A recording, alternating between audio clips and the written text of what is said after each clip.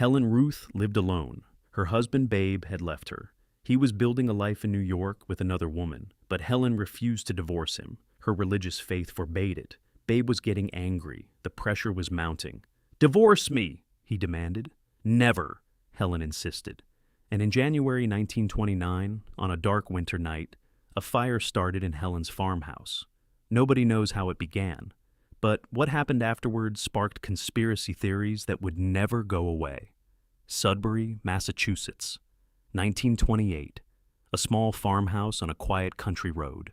White clapboard siding, red barn in back, 30 acres of land, trees, peace, isolation. This was where Helen Woodford Ruth had retreated, away from New York, away from the spotlight, away from her husband. She had bought this place years earlier when Babe's money started flowing, a refuge. Nay, a place to escape the chaos of being married to the most famous athlete in America. Now it had become something else, a prison of solitude, a place where she waited, alone. Helen was not supposed to be alone. When she married Babe Ruth in 1914, she was 16 years old, a waitress at a Boston coffee shop. Pretty, sweet, innocent. Babe was 19, a rookie pitcher for the Red Sox, poor, unknown, ambitious. They eloped. Got married without fanfare, without family.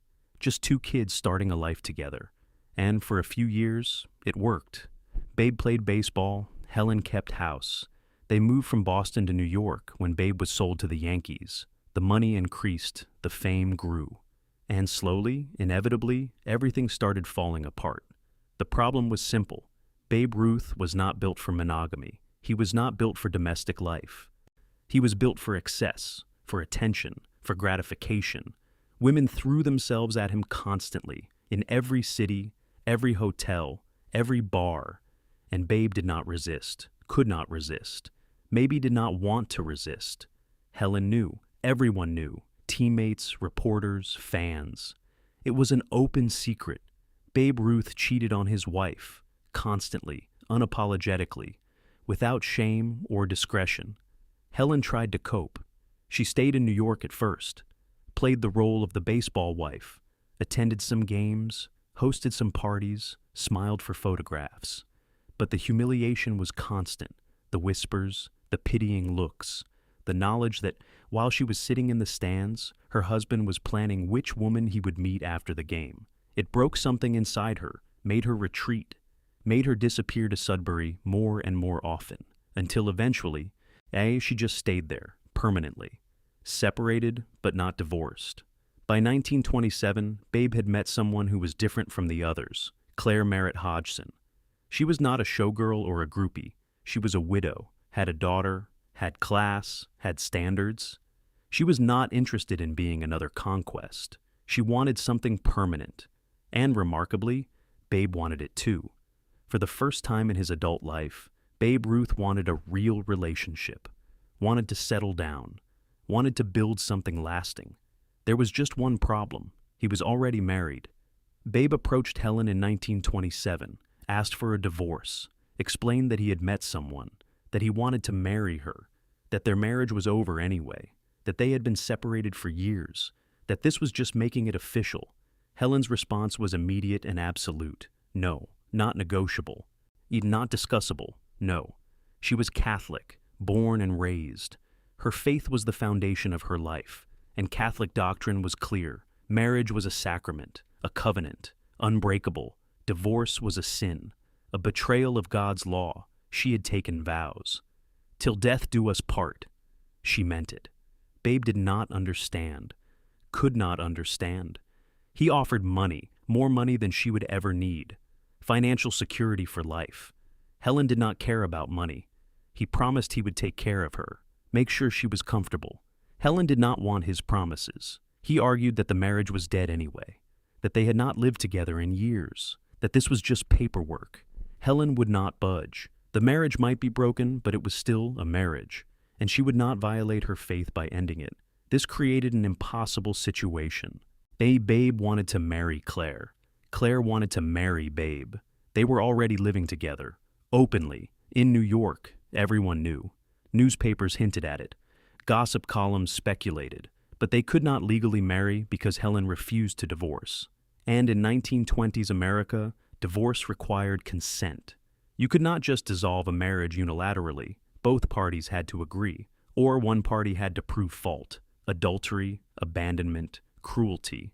Babe could certainly prove adultery on his own part, but that would destroy his public image, would make him the villain, would turn fans against him. Not acceptable. So, they were stuck. Babe and Claire living in sin. Helen alone in Massachusetts. No resolution possible. The standoff continued through 1927, through 1928. Babe getting more frustrated, Claire getting more impatient. Helen remaining unmovable. And then something changed, something that would alter everything, and create suspicions that would never fully disappear. January 11th, 1929, Friday night. Sudbury, Massachusetts. Temperature below freezing, snow on the ground. Helen Ruth was alone in the farmhouse. She had been living there full-time for over a year. Rarely came to New York anymore, rarely saw Babe. Communication between them had broken down almost completely. She spent her days managing the small farm, feeding chickens, tending to the property, reading, existing in quiet isolation. Neighbors saw her occasionally, but she kept to herself. A sad, lonely figure. The abandoned wife of a famous man. That night was like most others. Cold, dark, quiet. Helen went to bed early. Country life meant early schedules. And no reason to stay up late when you lived alone with no one to talk to. The house was heated by a furnace in the basement. Old system. Wood burning. Common for that era. Required maintenance. Required attention. Helen managed it herself. She had no choice. She was alone. Sometime after midnight, fire started. The exact time is unknown. The exact cause is unknown. What is known is that by the time anyone realized something was wrong, the house was already engulfed. Flames were visible from the road, smoke pouring from windows. The heat was intense. Neighbors saw the glow. Someone called the fire department. But in rural Massachusetts in 1929, fire response was slow. Volunteer firefighters had to be roused from their beds. Equipment had to be mobilized. Roads were snow-covered. By the time they arrived, there was nothing to save. Yet Helen Ruth died in that fire. Her body was found later, after the flames were extinguished, after the ruins cooled. She had been overcome by smoke, burned. The official cause of death was listed as accidental, a tragedy, an unfortunate incident. A woman alone in a farmhouse. A fire that started somehow. Maybe the furnace malfunctioned. Maybe a lamp was knocked over. Maybe faulty wiring. Old houses burned all the time in that era. This was not unusual, just sad, just unlucky. But Helen's family did not believe it was an accident. Not entirely. Not completely. Whispers started immediately. Questions that could not be answered. Suspicions that could not be proven but could not be dismissed. Helen's niece, years later, would go on record with disturbing claims.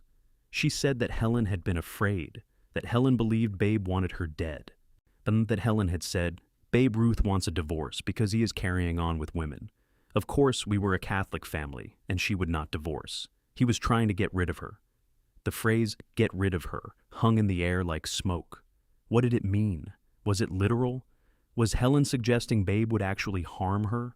Or was it just the fearful imagination of a woman who felt abandoned and desperate? No one knows. Helen is dead. She cannot clarify. She cannot explain. But the fear was apparently real enough that she expressed it to family members. Real enough that they remembered it. Real enough that decades later, they were still talking about it.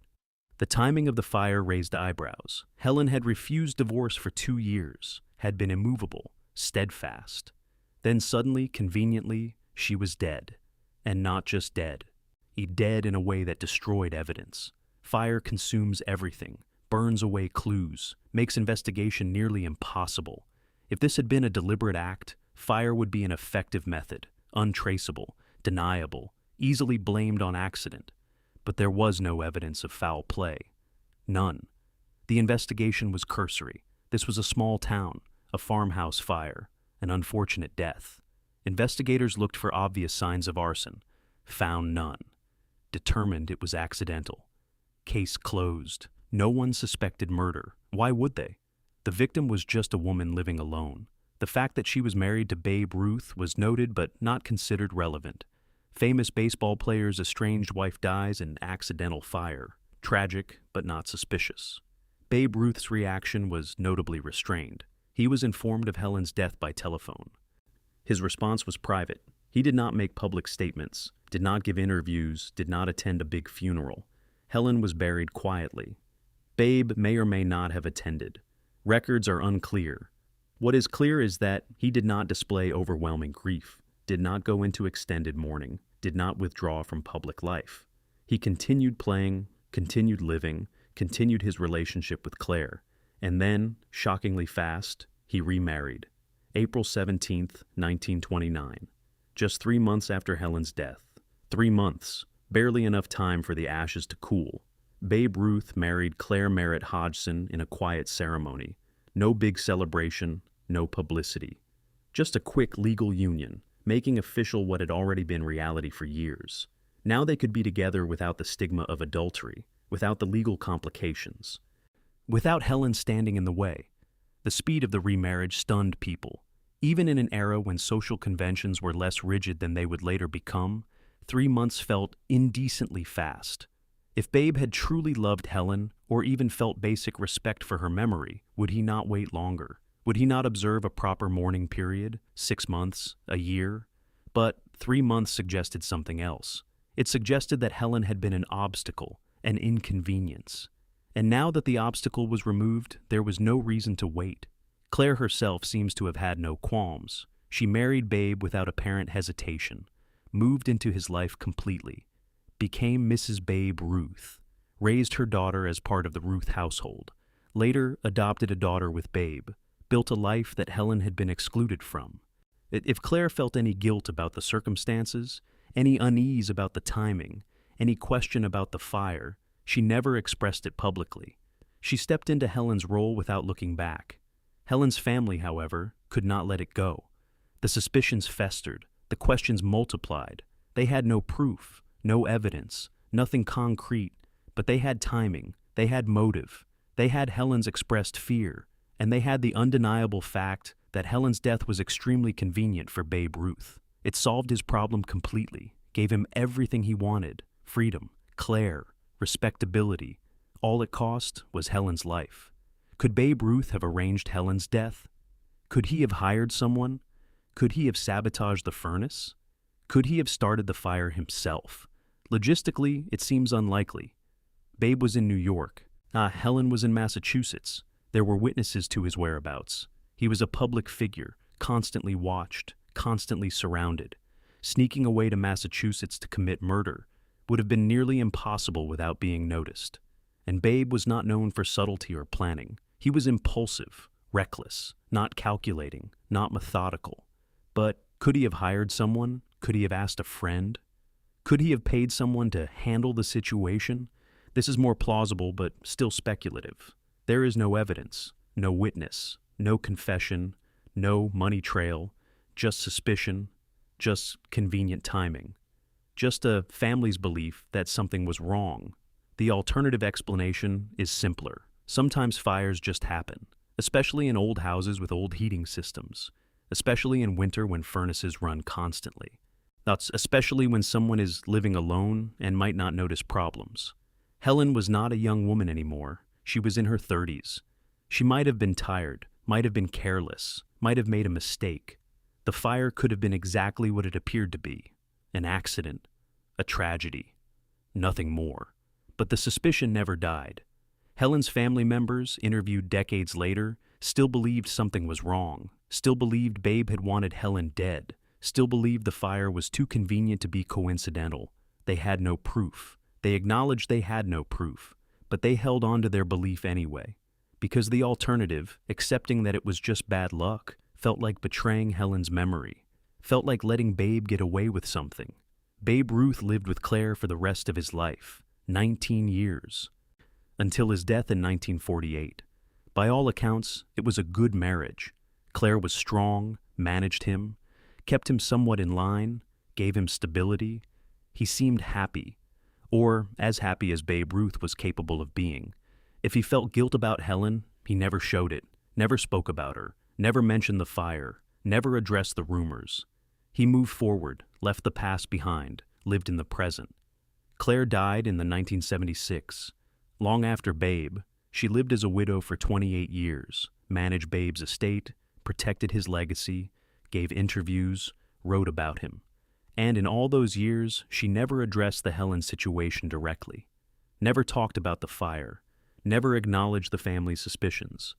She presented herself as Babe's true love, his real wife, the one who mattered. Helen was erased from the narrative, a footnote, a first wife who died tragically. Nothing more. The truth about Helen Ruth's death will never be known, not definitively. The evidence is gone, burned in the same fire that killed her. The witnesses are dead. Babe is dead. Claire is dead. Helen's family members who raised questions are dead. All that remains is the documented timeline. Helen refused divorce. Helen died in a fire. Babe remarried 3 months later. And the questions the timeline raises, the suspicions it generates, the discomfort it creates. Was it murder? Probably not. The logistics are difficult. The evidence is non-existent. The accusation is serious and unsupported. Was it convenient? Absolutely. Impossibly, suspiciously convenient. Did Babe benefit? Completely. He got everything he wanted. Freedom, Claire, a fresh start. All it took was Helen's death. Was it planned? Unknown. Unknowable. But the timing, the speed of remarriage, the family's fears, all of it creates a shadow over one of baseball's greatest legends. This is the story Babe Ruth never wanted told. The death that was never investigated thoroughly. The remarriage that was too fast. The suspicions that never disappeared. When people think of Babe Ruth, they think of home runs. They think of Yankees. They think of American heroism. They do not think about Helen. They do not think about the fire. They do not think about a woman who died alone in a farmhouse, refusing to abandon her faith, even when it meant abandoning any hope of happiness. Helen Woodford. Ruth was buried in a cemetery in Massachusetts, a modest grave, a small marker, forgotten by history, overshadowed by the man she married when she was 16, the man who became a legend, the man who moved on from her death with shocking speed. Whether that death was accident or something darker, we will never know, but the questions remain, hanging in the air like smoke from a fire that burned away the truth along with everything else.